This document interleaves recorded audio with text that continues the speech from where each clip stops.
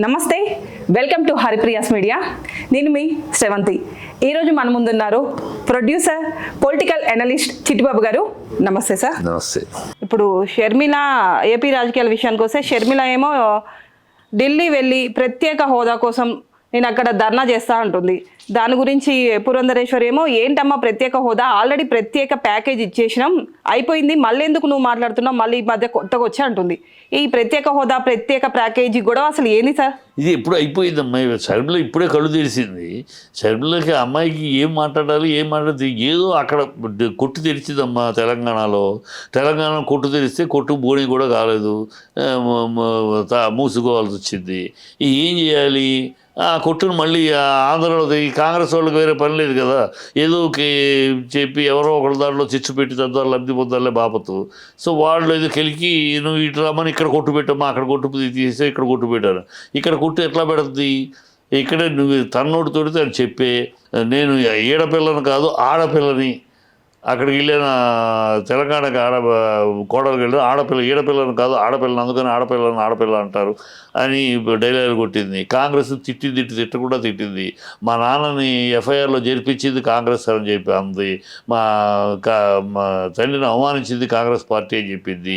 అన్నీ తిట్టింది. చంద్రబాబుని తిట్టింది. ఇవాళ కాంగ్రెస్ పక్కన చేరింది.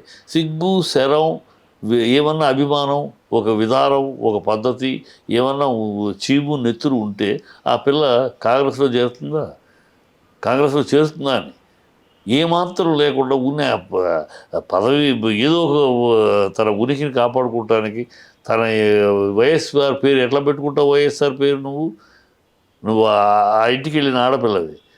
మన సాంప్రదాయం ప్రకారం పెళ్ళయినాక భర్త ఇంటి పేరు వస్తుంది, నీకు వైఎస్ రాదు.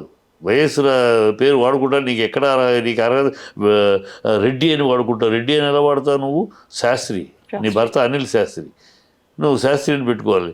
అంటే ముగ్గురికి ఏమైనా విడాకులు ఇచ్చేసావా? వైఎస్ రెడ్డి అని పెట్టుకుంటున్నావు, వైఎస్ శ్యామల రెడ్డి అని.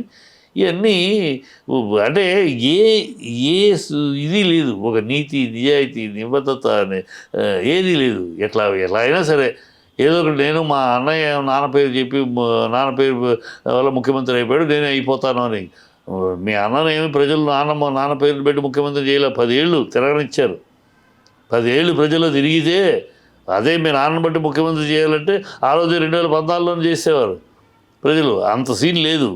10 ఏళ్ళు తిరిగిచ్చి 10 ఏళ్ల తర్వాత కూడా చంద్రబాబు యొక్క దౌర్భాగ్య దుర్మార్గ దుర్నీతి అసభ్యమైన పరిపాలన వల్ల ప్రజలు విసిగి వేసారిపోయి ఈ దరిద్రం నుంచి బయటపడాలి అని ఎదురు చూస్తున్న కాలంలో ఆల్టర్నేటివ్గా మీ అన్నను చూశారు. 10 ఏళ్ళుగా తిరుగుతున్నాడు ప్రజల్లో ఆల్టర్నేట్గా. అప్పుడు బీజేపీ ఏమీ లేదు, ఇప్పుడు లేదు అనుకో, బీజేపీ ఎప్పుడూ లేదు, ఆల్టర్నేట్గా చూద్దామని ఇచ్చారు.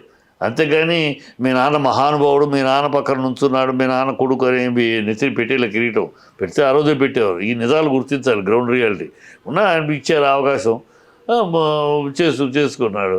ఇప్పుడు నువ్వు వచ్చేసేసి నువ్వేంటి, ఏమి చేసావు రాష్ట్రానికి? ఆంధ్ర రాష్ట్రానికి నీకు ఏంటి సంబంధం? పెళ్ళయ్యావు, వెళ్ళిపోయావు, అక్కడ ఉన్నావు. అక్కడ మీ ఆయనతో కలిపి నువ్వు దేవుని ప్రసంగాలు, దేవుని వాక్యాలు పంచుకుంటారు, డొనేషన్లు కలెక్ట్ చేసుకుంటారు, ఆ వ్యాపారాలు చేసుకుంటున్నావు. ప్రత్యేక ప్యాకేజ్ ఇచ్చినాక ప్రత్యేక హోదా ఇచ్చే అవకాశం ఉందా సార్? ముగిసిపోయిన అధ్యాయం అని పార్లమెంట్లో చెప్పబడిందమ్మా క్లియర్గా. ముగిసిపోయిన అధ్యాయం. అలా వాగి చంద్రబాబు మూల కూర్చున్నాడు.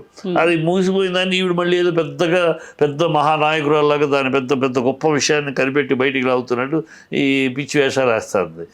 తన యొక్క ఉనికిని కాపాడుకుంటానికి, తన ఎగ్జిస్టెన్స్ని చూపించుకుంటానికి తప్పితే నథింగ్ మోర్ దెన్ దట్. ఆ అమ్మాయికి ప్రజల్లో ఏమీ ఉండదు. ప్రజల్లో రేపు అమ్మాయికి వెళ్తే అమ్మాయి ఎవరితోటి ఆ అమ్మాయి ఎవరి ఓట్లు చీలుస్తుందంటే నోటా ఓట్లను చీలుస్తుంది. నోటా ఓట్లతోటి పోటీ పడుతుంది తప్పితే ఆ అమ్మాయి ఇంకెవరికి ప్రయోజనం లేదు, ఎవరికి లాభం. కాంగ్రెస్ ఎలాగో 0, ఈ 0కి ఇంకో 0 ఆడితే 0+0 కానీ ఇంకోటి అవ్వదు కదా, అంతే. ఏమి ఆ అమ్మాయి వేస్ట్ మెటీరియల్. ప్రజలు కూడా అసహించుకుంటున్నారు. నిన్నటిదాకా ఏం మాట్లాడావు, మొన్నటిదాకా ఏం మాట్లాడావు, ఇవాళ సడన్గా ఏం మాట్లాడుతున్నావు అంటే ఇది ఏమైనా?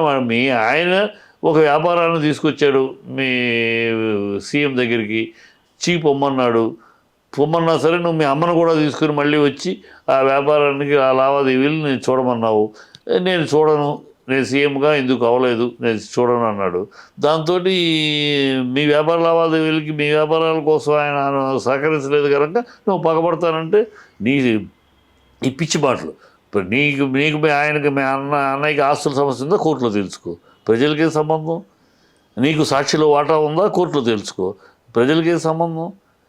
ఈ పిచ్చి వేషాలు ప్రజలు సేకరించి ఏదో సింపతి వచ్చేస్తుంది.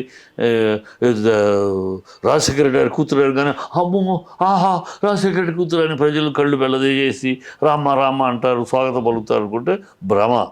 రాజశేఖర రెడ్డి గారికి లేదు. రాజశేఖర రెడ్డి గారు ఏమి అంత మహా పుణ్యపురుషుడు, దైవాంశ మనిషి నాయకుడేం కాదు.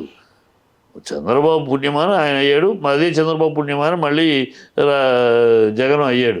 అంతేకాని ఆయన మహత్తరమైన పేరు ఉన్నవాడు. ఆయన మేసాల రాజశేఖర రెడ్డి, బాంబులు రాజశేఖర రెడ్డి, ఓల్డ్ సిటీలో అల్లలు సృష్టించే రాజశేఖర రెడ్డి, స్వపక్షలో విపక్ష రాజశేఖర రెడ్డి, ఏ ముఖ్యమంత్రి నిద్రపోని అల్లలు సృష్టించే రాజశేఖర రెడ్డి, ఇలా ఆయనకి ఘనమైన ఫ్యాక్షన్ చరిత్ర ఉంది.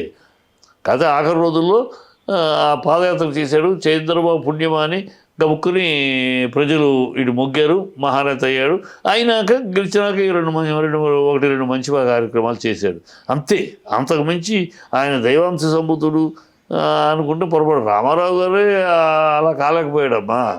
రామారావు గారినే ప్రజలు అలా ఏమైనా రామారావు గారి పక్కన గొడుగు పుచ్చుకున్నవాడు కూడా నాయకుడు చూడలా.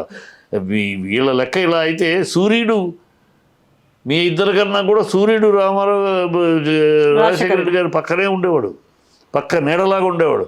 సూర్యుడు నేను రాజశేఖర రెడ్డి గారితో ఎక్కువగా పక్కనే ఉన్నాను, నాకు సీఎం అయ్యే అర్హత ఉంది, యోగ్యత ఉంది, నాకు ఇవ్వడం అర్హత కదా. సో ఇవన్నీ ఆయన అయిపోయింది, ఆయన చరిత్ర అయిపోయింది, ఏదో మిగిలిపోయాడు. ఆయన పేరు చెప్పుకొని నేను కాయలు అమ్ముతానంటే అలా ఏమి కొనడానికి సిద్ధంగా లేరు ఇక్కడ ప్రజలు. అంత గొప్ప ఇదేం నాయకుడేం కాదు, దైవ సమానుడేం కాదు కదా. దైవ సమానుడైతే ఆయన పక్కన నుంచి గొడుగు పట్టుకున్నాడు నాయకుడే, ఆయన పక్కన వింజామరలు వీసేవాడు నాయకుడే, ఆయన వెనకాల చాట్లు నుంచున్నవాడు నాయకుడే. చెప్పుకోవచ్చు దేవుని పక్కన నుంచున్నానయ్యా, దేవుని చేయి పట్టుకున్నాను, దేవుని అని చెప్పచ్చు. అంత దైవ సంబూత నాయకుడేం కాదు ఆయన పక్కన నుంచున్నాను కనుక, ఆయన కూతురుగా పుట్టాను కనుక నాకు ముఖ్యమంత్రి పదవి ఉంటే ఇవన్నీ పిచ్చి మాటలు.